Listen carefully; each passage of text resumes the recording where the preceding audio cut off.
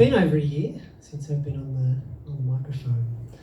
But some of you might recognise me as that guy in the corner with a hat and the sort of try-hard sneakers, drinking a triple shot espresso and pontificating to anyone walking by that Lee Sales is actually a Morrison government spy. Complaining that superannuation fees are too high. That's me. I'm that white guy who, when his Aboriginal friends call him brother, gets a little thrill.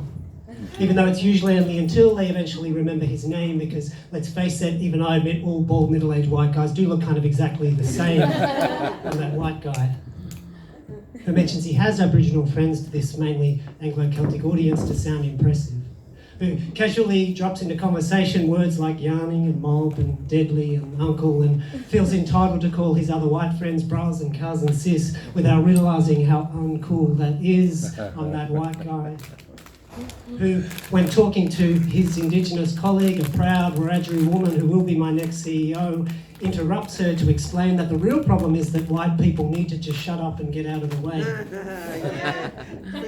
Who proudly proclaims with stickers on his car to support land rights and a treaty and changing the date, but would never actually give up his house or even a day's pay in solidarity with First Nation sovereignty. I'm that white guy, that awesomely woke white guy, self-appointed spokes guy who uses this precious time on the mic to wallow in a bit of ironic self-deprecation as a strategy to win your admiration, who secretly hopes that Lynn is filming this right now, will post it on social media so that it goes viral, hashtag I'm that white guy, which will start a global movement with he as its founder spawning book deals and a spot on the Q&A panel and t-shirts and posters adorned with his face stylised and photoshopped to look like a cross between Obama and Gandhi and Moby and that lead singer, what's his name, from R.E.M. I'm that white guy who turns a poem about racial oppression and systemic post-colonial injustice and genocide into a poem about himself.